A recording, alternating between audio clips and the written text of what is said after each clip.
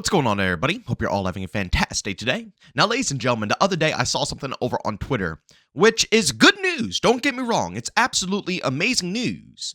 But man, oh man, I mean, you can't deny it. Activision, you gotta be dumb as bricks if you can't come to a conclusion that this is indeed what the community wants. But ladies and gentlemen, before we go and dive deep, if you guys are interested in more content just like this, don't forget to subscribe and hit that bell. We post daily here at 8 morning Eastern time. And of course, if you guys are interested in my live streams, I do stream Monday through Saturday over on Twitch, starting between 12 to 1 p.m. Eastern time. Of course, if you guys are interested, you can find a link to that stream down in the description of this video. All right, so ladies and gentlemen, before we go and dive deep into actual topic, I do want to discuss with you guys another topic I saw on Twitter that I didn't want to form into a whole video, but I still wanted to share with you guys because it's good news, but at the same time, you know, there's some negatives as well. But as you can see right here from Charlie Intel, Call of Duty cheat providers 2Second and Tomware have stopped selling cheats after receiving a cease and desist letter from Activision, which is absolutely phenomenal. You know, we're going a step in the right direction, of course, when it comes to taking down these cheat providers. But this right here, in my opinion, is where the problem lies. When one cheat provider goes down, another one pops up. When another one goes down, another one pops up. Another one goes down, and another one pops up. At the end of the day, this is going to be an endless cycle. And although it is good for the current moment that some of these cheat providers are getting knocked out of the scene, that doesn't mean someone isn't going to come in for the next Black Ops game, Black Ops 7, or whatever the heck they're going to be ending up calling this thing. I don't know what they're going to be calling Call of Duty, you know, all these years down the road. But it doesn't mean another cheat provider won't be coming into the scene and prepping up cheats for the next introduction into this franchise, right? That's going to happen constantly. The only way, and like I said, I'm going to make this short because it's very simple. The only way this will ever be resolved is making a good anti-cheat Activision. Ricochet sucks balls. You got to do something to, you know, actually make it a better software so people can't easily get into the game like they do. I don't know if it's because we have a yearly cycle game and that's why the anti-cheat isn't as strong, or I don't know why. But seriously, every other game out there, their anti-cheat is 10 trillion times better than Ricochet. We have to step our game up. I'm glad they're coming at these cheat providers, but at the end of the day, they still have to worry about their anti-cheat because the cheat providers are never going to end, but we can make it a better experience for the overall community if the anti-cheat could prevent them regardless. But ladies and gentlemen, like I said, I just wanted to share that with you guys. Let's move on to the actual topic of today's video. As you can see right here from Detonated over on Twitter, exclusive #Call of Duty Recon surveys are asking players to rate various camos from Modern Warfare 2 and Modern Warfare 3. Prestige camos, event camos, and weekly challenge camos were shown among others. Maybe player feedback makes them add event camos into Black Ops 6. Now, I'll say this right now, I don't think they're going to be adding in event camos into Black Ops 6. A lot of people have to come to the conclusion that a lot of this content is already pre-planned and pre-scheduled when the game launches, right? I don't think there's really necessarily a team behind the scenes who is, you know, going along current date with Call of Duty. Like every month that comes out, they're like, okay, let's go ahead and make this. Let's go ahead and make that. Let's go ahead and make this. No, they probably already pre-made this stuff a year ago and they just dropped it. You know, they dropped the game. They have a small team behind the scenes that are trying to keep the game active and alive and playable, which they're not doing the best of jobs with, if I'm going to be honest with you guys. But again, back to the whole point here.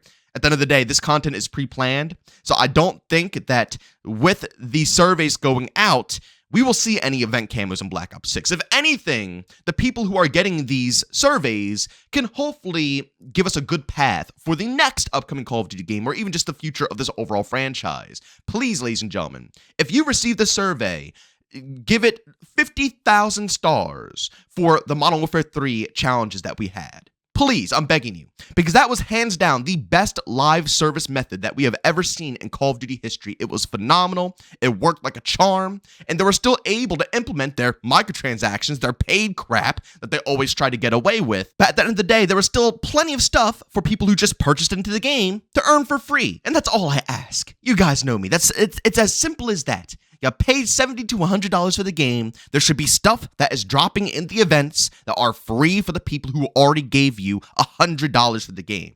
The fact that they're asking for $100 for the base game and then another $10 for an event pass and another $10 for the event pass and another $30 for the black sale. And if you want this camo out of the event pass, you got to pay another $10, because if you don't pay another $10, all the event stuff is pointless. You'll get a sticker. That stuff is mind-numbingly stupid. That needs to go away, honestly, forever. But ladies and gentlemen, although this is, good news to hear that we might be going back towards the direction of the, live service methods of Modern Warfare 3, the Ghost of Hope actually put out a response to this post, which I completely agree with, and it's kind of embarrassing, but as you can see right here, the Ghost of Hope says, LOL, these dweebs really need surveys to know people want Modern Warfare 3 events and rewards.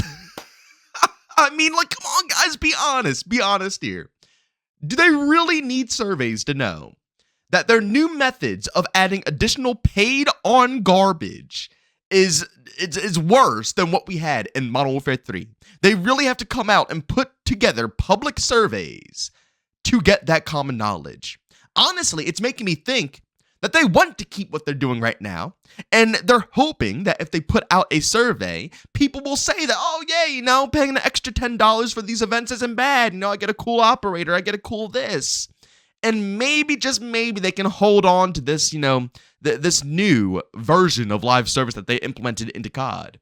But I don't know. I just think it's absolutely wild. I mean, anybody with a normal working brain can look at Modern Warfare 3 and say, yes, that is tremendously better. Anybody who just simply plays the games, that's all you got to do. Play the game. You don't have to look at it. You don't have to watch content. All you got to do is just play the game.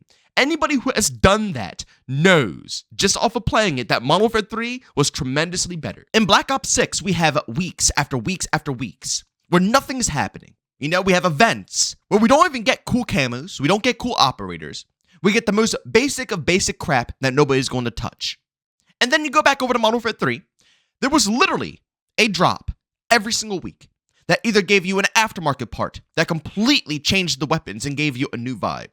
A brand new skin that would actually be worth grinding for, that actually looked pretty dang cool. And again, even if it didn't look cool and it was a rough skin, that's fine, because guess what? Next week, you'll be able to see something different. If they had an off week, that's fine, because it's not like you got to wait a month until the next time you get to see anything introduced into the game, right? Even when it comes to operators, I always bring this up, but the Walking Dead collaboration we had in Modern Warfare 3. I mean, we got the main characters for basically free. Of course, you had to purchase into the Battle Pass, but let's be real here. The Battle Pass is practically free as long as you save up your COD points.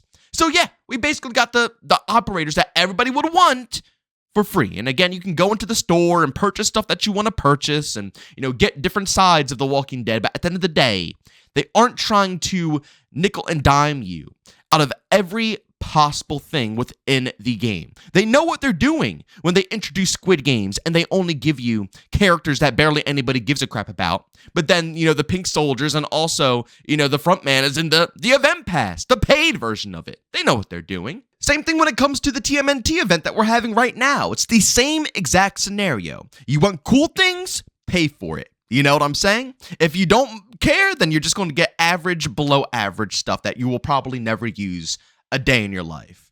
Again, it doesn't take rocket science to look at both these games and say, yeah, Modern Warfare 3 was definitely the better title that gave more things for the consumer to do.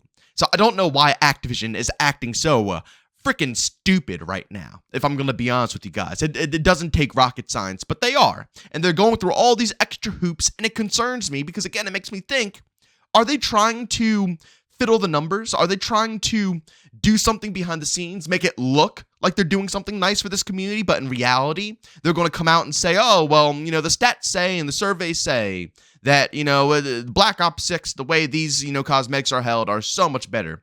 Because let's be real, when does Activision actually publicly show us the stats? When have they actually showed us the statistics of skill-based matchmaking killing off the player base? They gave us statistics about what the matchmaking is and, how the algorithm works, in their eyes and, what it does.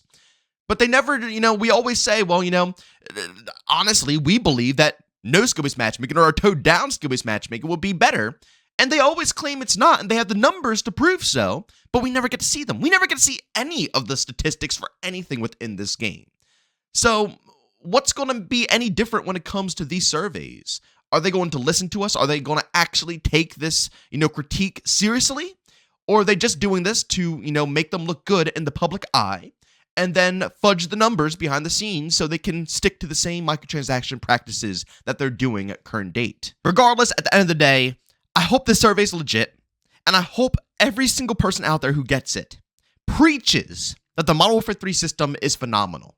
And guys, remember, we're not going to see anything in Black Ops 6. I'll still probably critique them and tell you guys why, I don't prefer the practices in Black Ops 6. But we have to understand that a lot of this stuff is already pre-made, pre-put into the game. They did this like a year ago, so, the chances of them bringing back that Modern Warfare 3 live service method into Black Ops 6, not really a realistic possibility. But you never know. The next year Call of Duty game, or maybe the year after that, we could actually see this return, and that would be absolutely huge, because that right there was the best way of handling any type of, live service content within the Call of Duty franchise. But ladies and gentlemen, as always, if you enjoyed today's video, leave a like. If you hate it, leave a dislike. Don't forget to subscribe and hit that bell. We post daily here at 8 morning Eastern time. And of course, if you guys are interested in my live streams, I do stream Monday through Saturday over on Twitch, starting between 12 to 1 p.m. Eastern time. Of course, if you guys are interested, I got a link to that channel down in the description of this video. But as always, thank you for tuning in, and I'll see you all next one. Peace out.